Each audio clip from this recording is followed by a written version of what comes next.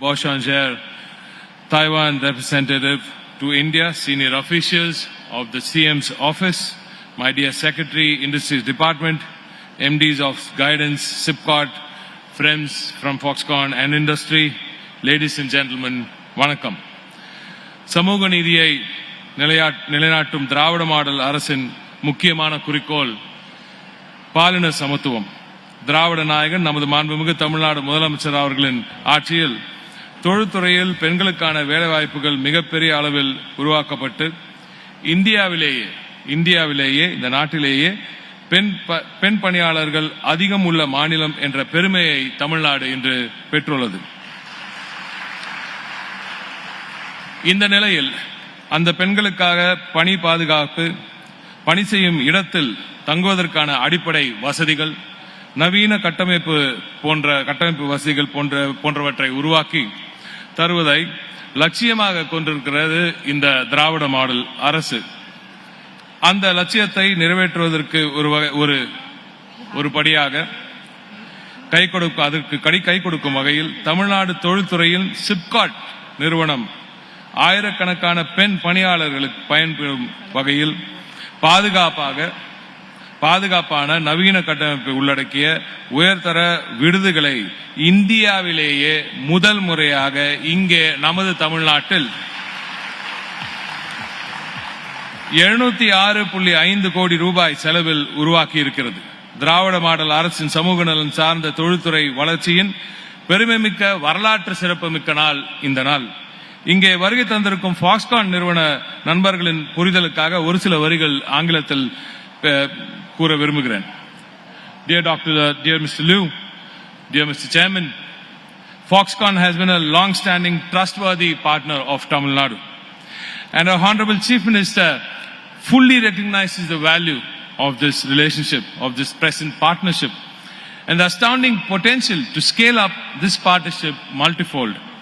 We thank you for being a true friend of Tamil Nadu, and more importantly for recognizing the immense talent pool that is available right here in Tamil Nadu, and understanding that this massive incentive that no other investment destination can match is right here in Tamil Nadu.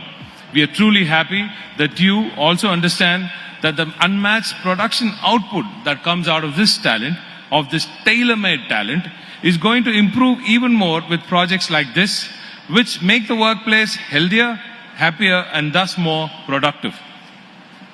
So thank you, Chairman, for making this possible here.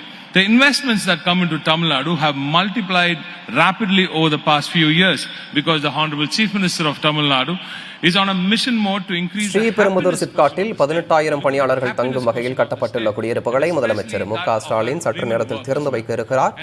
கூடுதல் தகவல்களை செய்தியாளர் சுப்பையாவிடம் கேட்கலாம். சுப்பையா, எத்தனை குடியிருப்புகள் மொத்தம் கட்டப்பட்டுள்ளன? இதன் சிறப்பம்சங்கள் என்ன? எவ்வளவு நிதியில் கட்டப்பட்டுள்ளது? கூடுதல் விவரங்களை பகிரலாம். ஸ்ரீபெரும்புதூர் தாலுகாவில் அமைந்துள்ள 5 சிப்காட்டுகள் உள்ளன. ஸ்ரீபெரும்புதூர், பிள்ளைப்பாக்கம் மற்றும் வண்டூர், வடலூர் ஆகிய சிப்காட்டுகள் அமைந்துள்ளன. இங்கு பணிபுரியக்கூடிய தொழிலாளர்கள் சுமார் 18,220 தொழிலாளர்களுக்கு தங்கு விடுதி அமைக்கப்பட்டுள்ளது. இந்த விடுதியை தான் முதலமைச்சர் இந்த சிறியர் தொடங்கி வைக்க இருக்கிறார். தற்போது முதலமைச்சர் நிகழ்விடத்துக்கு வருகை தந்தார். அங்கு உள்ள பேட்டரி கார் மூலம் அந்த குடியிருப்பு பகுதியை முழுமையாக பார்வையிட்டார். அவருடன் திமுக நாடாளுமன்ற தலைவர் DR பாலு மற்றும் தொழில்துறை அமைச்சர் DRP ராஜா ஆகியோரும் மற்றும் அமைச்சர் தாமு அன்பரசன், காங்கிரஸ் தலைவர், தமிழ்நாடு மாநில தலைவர் செல்வ பிறந்தகை ஆகியோரும் இதில் கலந்து கொண்டனர். இவர்கள் அனைவரும் அந்த பகுதியை சுற்றி பார்த்துவிட்டு தற்போது நிகழ்ச்சி தொடங்கியுள்ளது. தற்போது DRP ராஜா பேசி வருகிறார். இதற்கிடையே இதை பார்த்தீங்கன்னா சுமார் 18,220 பெண் தொழிலாளர்கள் தங்கும் அளவிற்கு இந்த கட்டிடம் கட்டப்பட்டுள்ளது. அது குறிப்பாக 13 பிளாக்குகள் கட்டப்பட்டுள்ளன. 10 மாடிகள் கொண்ட இந்த ஒவ்வொரு கட்டம் 10 மாடிகள் கொண்டது. 13 பிளாக்குகள் அமைக்கப்பட்டுள்ளன. இதில் அனைத்திலுமே லிப்ட் வசதி செய்யப்பட்டுள்ளது. அது மட்டுமல்லாமல் உணவு கூடம் தனியாக அமைக்கப்பட்டுள்ளன. ஒவ்வொரு தளத்திலும் 13 அறைகள் அமைக்கப்பட்டுள்ளது. ஒவ்வொரு அறையிலும் 6 மகளிர் தங்கும் வகையிலும் அவர்களுக்கான படிக்க வசதியுடைய ஏற்பாடுகள் அனைவரும் செய்யப்பட்டுள்ளன. மின் வசதி செய்யப்பட்டுள்ளது. சுகாதார குடிநீர் வசதி செய்யப்பட்டுள்ளது. அவர்களுக்கான குளியலறை, கழிவறை போன்ற வசதிகள் செய்யப்பட்டுள்ளன.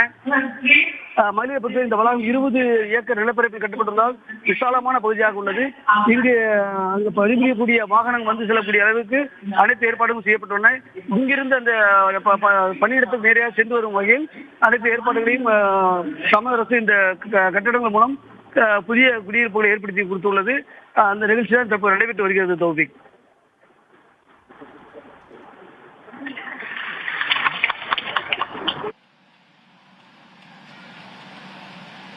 நாட்டில் 18,000 பணியாளர்கள் தங்கும் வகையில் குடியிருப்புகள் கட்டப்பட்டுள்ளன. முதலமைச்சர் மு.க. ஸ்டாலின் இன்று சற்று நேரத்தில் இந்த குடியிருப்புகளை திறந்து வைக்க உள்ளார். அந்த நேரடி காட்சிகளை பார்த்தோம். தொடர்ந்து இணைந்தீர்கள் புதிய தலைமுறையுடன்.